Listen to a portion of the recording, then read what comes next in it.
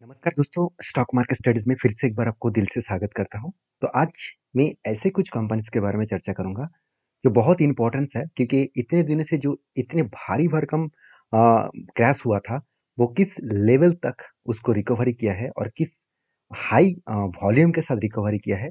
तो आज मैं आपके साथ शेयर करूँगा क्योंकि पेशेंस कितने इम्पोर्टेंस होते हैं। और मैंने जब इस कंपनी के ऊपर बाय किया था, तब मैंने आपको बताया कि अच्छा खासा एक मेरा लॉसेस भी चल रहा है। मैंने एग्ज़िट नहीं किया, क्यों? क्योंकि इस कंपनी के दम था। मुझे पता है कि इस कंपनी में दम है। पता है मतलब मैंने जब जितना रिसर्च कर पाए, उससे मुझे लगा कि इस कंपनी में दम है, तो इसलिए मैं इसे कंटिन्यू करूँगा।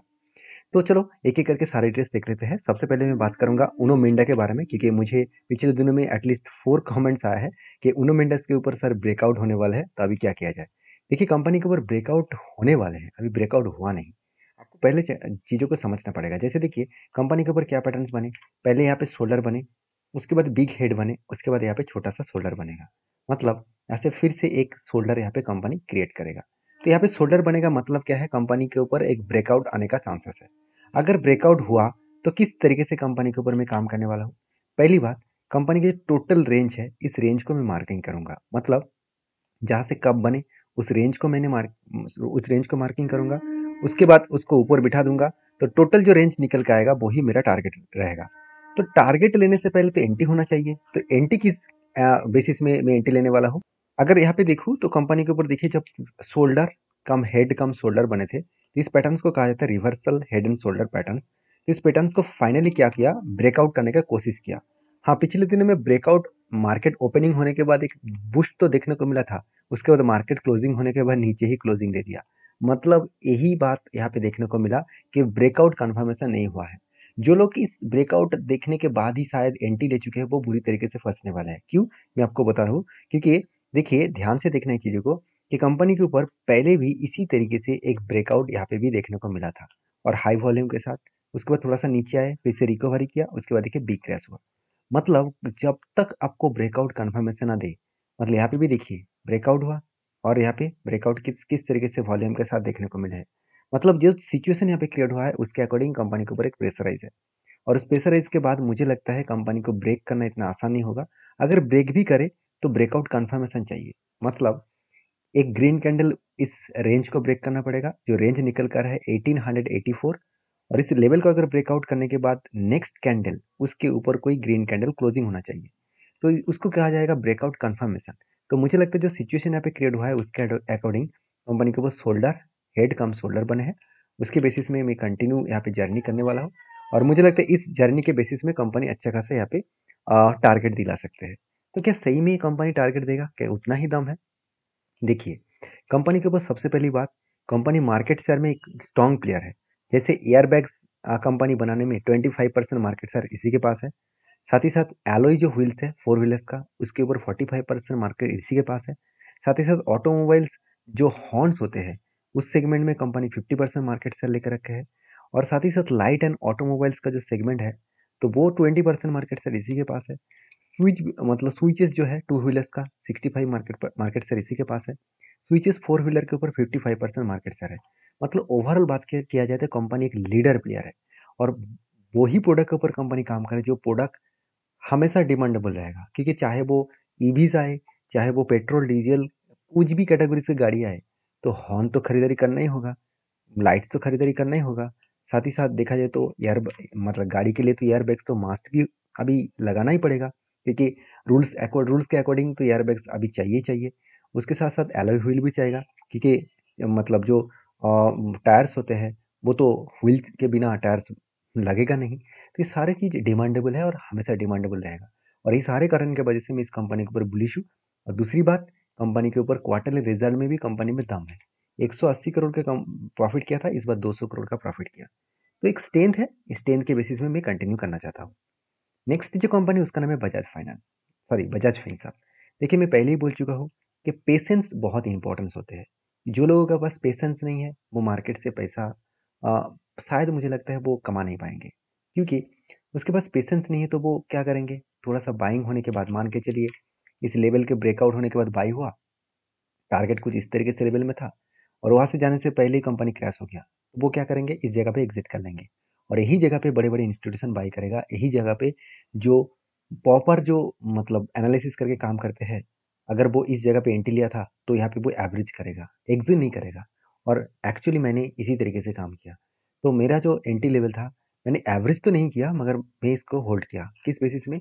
क्योंकि कंपनी के ऊपर जो पैटर्न स्केड हुआ, एक कप बने, उसके बाद 2 बार शोल्डर बने, और फाइनली देखिए कंपनी के ऊपर शानदार तरीके से एक ब्रेकआउट देखने को मिला था यहाँ पे। और मतलब ब्रेकआउट को मैं थोड़ा सा जूम करके आपको दिखा देता हूँ। देख सकते हैं, ब्रेकआउट एंड ब्रेकआउट कन्फर्मेशन हुआ, और उसके अकॉर्डिंग कंपनी के ऊपर यहाँ पे कंटिन्यू भी किए थे और नीचे भी आए। और कंपनी इसके ऊपर देखिए नीचे आने के बाद कंपनी के ऊपर क्या हुआ, वही लेवल तक कंपनी आकर टच करके बाउंस बैक कर रहा है, जो लेवल कंपनी के लिए एक स्ट्रांगली सपोर्ट था। सपोर्ट का मतलब क्या है? अगर मैं इस 10 लाइन को देखूँ तो आप खुद ही देख सकते हैं, कंपनी के ऊपर continuously support support support support support. तो सपोर्ट बना बनाकर कंपनी आगे बढ़ी। तो बेसिकली कंपनी के ऊपर कंटिन्यूअसली एक सपोर्ट का रेंज मिला, और इसी सपोर्ट से ही कंपनी देखिए आज बिग बाउंस किया। कंपनी के वॉल्यूम देखिए, वॉल्यूम एक क्लियर कट अंदाजा दे रहा है कि यहाँ पे बड़े बड़े प्लेयर एंट्री कर रहा है, और बड़े प्लेयर इस कंपनी के ऊपर एंट्री ले चुके हैं। अभी इस कंपनी जो जर्नी है, उस जर्नी के दो आपको सिचुएशन देखने को मिल सकता है। पहला सिचुएशन है 1976 रुपीज़ के आसपास। ये जो लेवल है, ये लेवल क्यों मैं बता रहा हूँ, क्योंकि ये लेवल कंपनी के लिए एक स्ट्रांगली रेजिस्टेंस लेवल है। रेजिस्टेंस कम सप्लाई जोन है, क्योंकि यहाँ से ही कंपनी के ऊपर बिग फॉल हुआ था, और यही कंपनी के लाइफ टाइम हाई है। तो मुझे लगता है इस लेवल को टच करने के बाद एक ना एक बार वो तो करेक्शन करेगा ही, क्योंकि इसी लेवल कंपनी के लिए स्ट्रांगली रेजिस्टेंस है।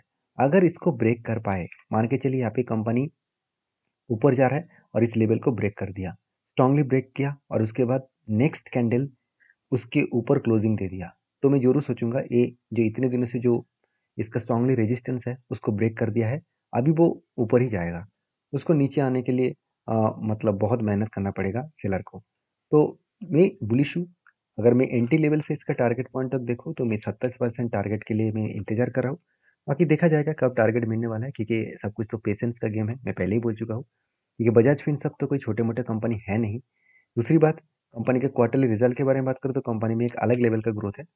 1400 से लेकर 2500, 3700, अभी 4200, मतलब कंपनी हर साल में खुद के प्रॉफिट को लगातार बढ़ाते चले गए। तो एक गुड पॉइंट्स है जो कंपनी को आगे बढ़ाने के लिए काफ़ी है।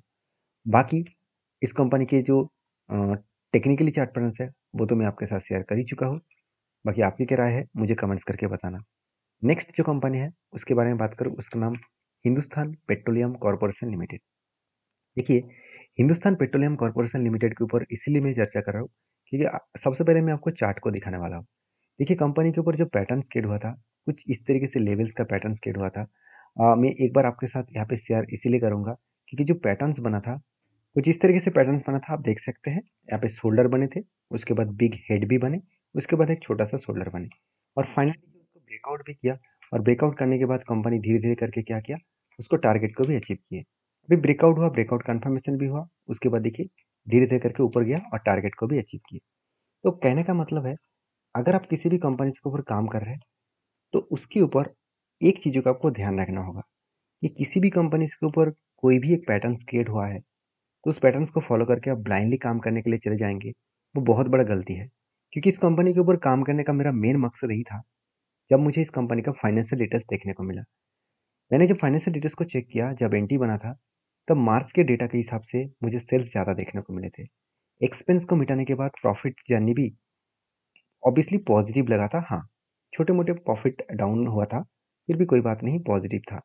मगर इस बार जो नेट प्रॉफिट बने, 6700 से लेकर 630 करोड़ के आसपास नेट प्रॉफिट है।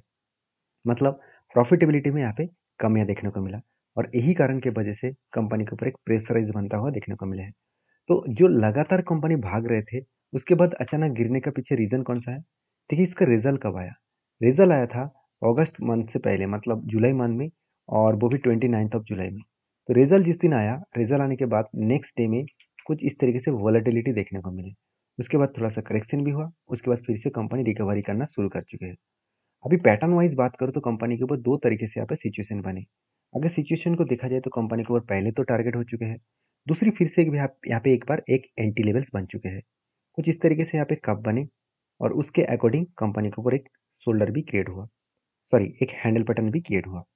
तो कप विद हैंडल पैटर्न में यही कहूँगा, इसीलिए कहूँगा क्योंकि कप का जो लो है उसके अकॉर्डिंग हैंडल का लो उसके ऊपर है। मतलब पहले कप बने, उसके बाद हैंडल पैटर्न बने। तो कप विद हैंडल पैटर्न बनने के बाद फाइनली क्या हुआ, यहाँ पे ब्रेकआउट हुआ। तो ब्रेकआउट यहाँ पे हुआ, ब्रेकआउट कन्फर्मेशन भी हुआ। उसके बाद देखिए कंपनी रीटेस्ट करने के बाद ऊपर जा रहा है। तो रीटेस्ट करने के बाद ऊपर जा रहा है, इसका मतलब क्या है, एक्चुअली देखा जाए तो कंपनी का जो ब्रेकआउट हुआ है कुछ इस तरीके से इस लेवल में ब्रेकआउट हुआ है। इस लेवल में ब्रेकआउट और इस लेवल में ब्रेकआउट कन्फर्मेशन हुआ है।